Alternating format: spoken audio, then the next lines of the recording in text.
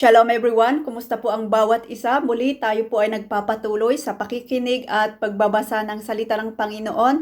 At yung lagi po nating sinasabi na I hope na mas lalo po tayong lumalago at mas lalo po tayong nai-inlove sa salita ng Panginoon at mas lalo po tayo lumalago. Mas lalo po tayong nag-o-obey sa salita ng Panginoon dahil marami na po tayong napag-aralan, natutunan, and we claim that i-apply po natin yan sa ating buhay. Amen? So dito na po tayo sa John chapter 10. So dito naman ang Panginoong Hesukristo ay ibinahagi niya ang kanyang sarili sa pamamagitan ng talinghaga. Amen? Pero hindi pa rin ito maunawaan ng kanyang mga kausap, yung mga paraseyo. Sabi niya dito sa John 10 verse 7, kaya't muling sinabi ni Jesus, pakatandaan ninyo, ako ang pintuang dinaraanan ng mga tupa. Ang mga nauna sa akin ay mga magnanakaw at mga tulisan, ngunit hindi sila pinakinggan ng mga tupa. Ako nga ang pintuan, ang sinumang pumapasok sa pamamagitan ko'y maliligtas. Papasok siya at lalabas at makakatagpo ng pastulan. Dumarating ang magnanakaw para lamang magnakaw, pumatay at manira. Naparito ako upang ang mga tupa ay magkaroon ng buhay, ng isang buhay na masagana at ganap. So ako ang mabuting pastol, inaalay ng mabuting pastol ang kanyang buhay para sa mga tupa. Ang bayaran ay tumatakas kapag may dumarating na asong gubat. Iniiwan niya ang mga tupa, palibhasay, hindi siya pastol at hindi kanya ang mga ito. Kaya't sinunggaban ng asong gubat ang mga ito at binubulabog. Tumatakas siya, palibhasay bayaran lamang at walang malasakit sa mga tupa. Ako nga ang mabuting pastol, kung paanong kilala ako ng Ama at siya'y kilala ko. Gayon din naman, kilala ko ang aking mga tupa at ako na may kilala nila. At inaalay ko ang aking buhay para sa aking mga tupa. Mayroon akong iba pang mga tupa na wala pa sa kulungang ito. Kinakailangan sila'y ipasok ko rin at papakinggan naman nila ang aking tinig. Sa gayon, magiging isa na lamang ang kawan at isa ang pastol. Iaalay ko ang aking buhay upang ito'y kunin kong muli. Walang makakakuha ng aking buhay, kusa ko itong ibinibigay. Mayroon akong kapangyarihang ibigay ito at kuning muli. Ito ang utos na tinanggap ko sa aking Ama. So dahil sa mga pananalitang ito, hindi na naman nagkaisa sa palagay ang mga Hudyo. Marami sa kanila ang nagsabing sinasapian siya ng demonyo at nababaliw. Bakit kayo nakikinig sa kanya? Sinabi naman ng iba, hindi makakapagsalita ng ganon ang isang sinasapian ng demonyo. Nakapagpagaling ba ng bulag ang demonyo? Yung mga ganito na naman ang usapan po nila dito. But so Jesus is the good shepherd. Jesus is the gate for the sheep. Siya po yung nag-iingat sa mga tupa. Siya yung nag-aalaga sa mga tupa. At talagang kaya po niyang mamatay para sa mga tupa. Yun po yung puso ng shepherd na ito. So yung mga totoong tupa, kilala po nila yung tinig ng kanilang shepherd. Kaya kung darating mga magnanakaw or strangers or yung mga, for example, yung mga false teaching, legalistic na katuruan, legalistic na religion, yung mga tupa, alam po nila ang tinig ng kanilang shepherd. Kaya kailanman ay hindi po sila maliligaw. Kaya ang totoong shepherd ay talagang siya yung nag-aalaga, kaya po niyang ialay ang kanyang buhay, pinoprotektahan po niya yung kanyang tupa. Kaya kilalang kilala ng mga tupa ang kanilang shepherd. Kaya kailanman ay hindi po sila mawawala. Kasi ang strangers or hindi tunay na shepherd ay hindi po yan iaalay ang kanyang buhay. Wala po siyang tamang pag-aalaga. Kung dumating ang paghihirap ay aalisan kanya. Wala na siyang care, pero yung totoong shepherd, which is Jesus Christ, ay talagang aalagaan kanya, poprotektahan kanya at talagang kilalang kilala kanya.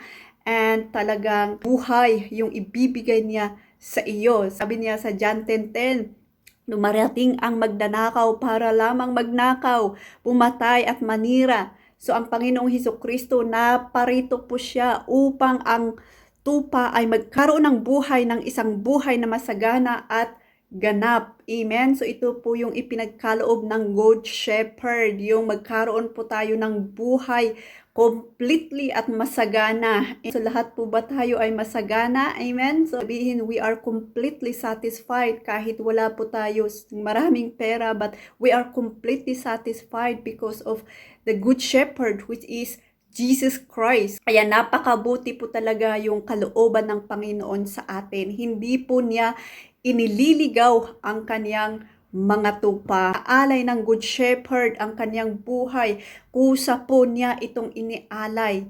Ito po yung usapan po nila kaniyang ama, that He is willing na ialay ang kaniyang buhay para sa mga tupa. So yun, ituloy po natin sa verse 22 to 42. Sabi niya dito, taglamig na noon at kasalukuyang pinagdiriwang sa Jerusalem ang pista ng pagtatalaga ng templo. Habang naglalakad si Jesus sa templo sa portiko ni Solomon, pinaligiran siya ng mga Hudyo at sinabi sa kanya, hanggang kailan mo kami ilalagay sa alanganin? Kung ikaw nga ang Kristo, sabihin mo na ng tuwiran. So sumagot si Jesus, sinabi ko na sa inyo, ngunit ayaw ninyong maniwala. Ang mga ginagawa ko sa pangalan ng aking Ama ang nagpapatutuo tungkol sa akin. Ngunit ayaw ninyong maniwala sapagkat hindi kayo kabilang sa aking mga tupa. Nakikinig sa akin ang aking mga tupa. Nakikilala ko sila at sumusunod sila sa akin.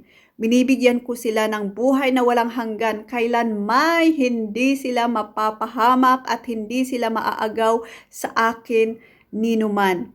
Ang aking Ama na siyang nagbigay sa kanila sa akin ay lalong dakila sa lahat at hindi sila maaagaw ninuman sa aking Ama. Ako at ang Ama ay iisa.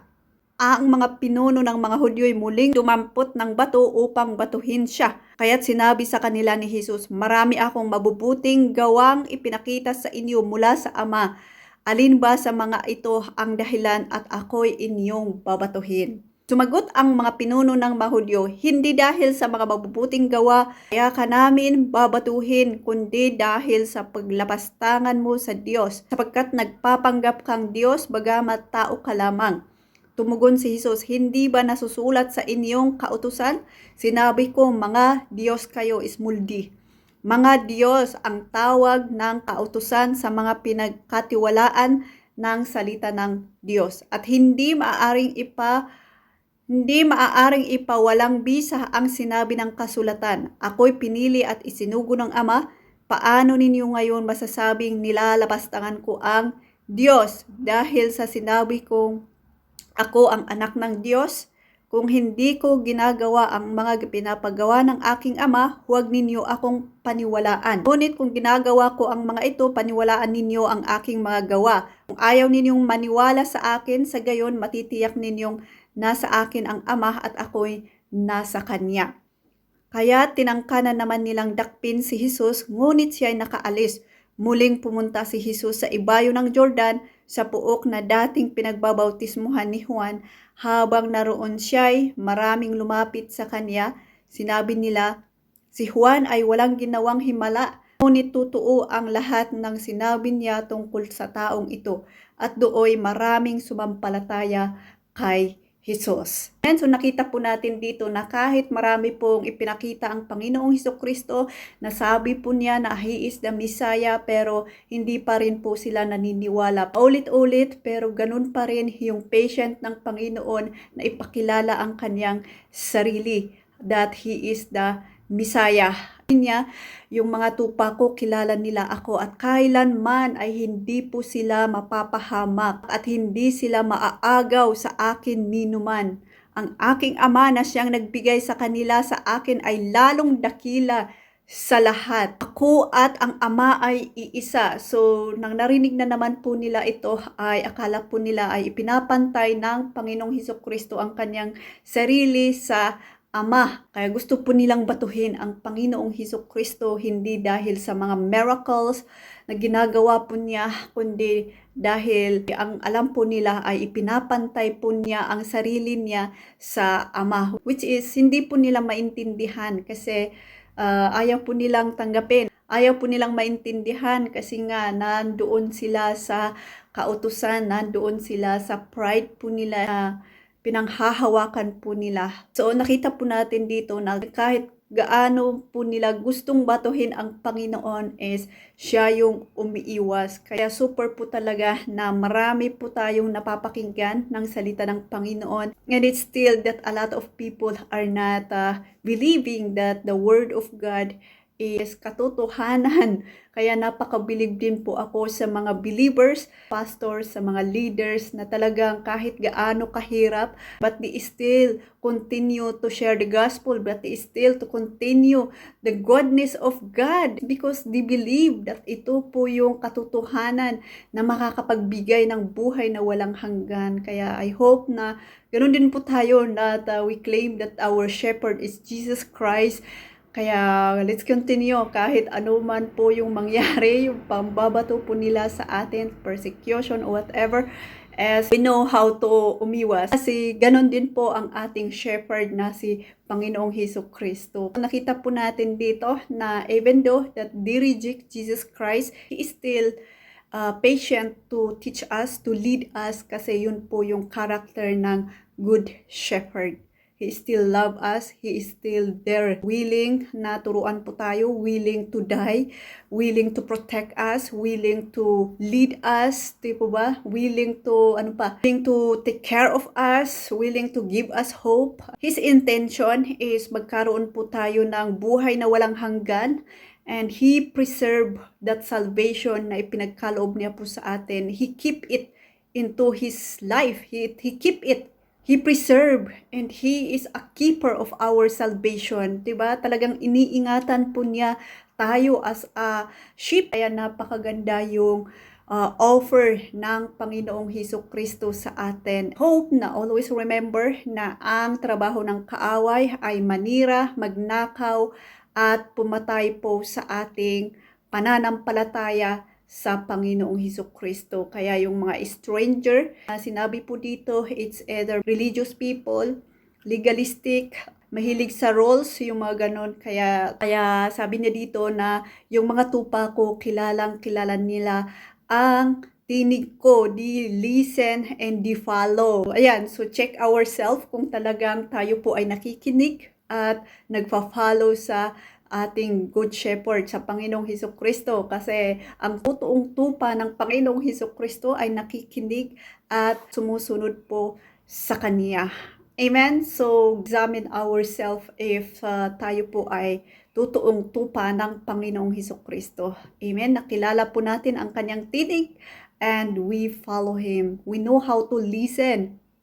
Huwag lang tayong listen ng listen. We have to follow. Kaya examine ourselves. Maganda po talaga yung ini-examine po natin ang ating sarili. If we are following the Jesus Christ, the way how Jesus Christ teach us. He is the only gate. He is only the way.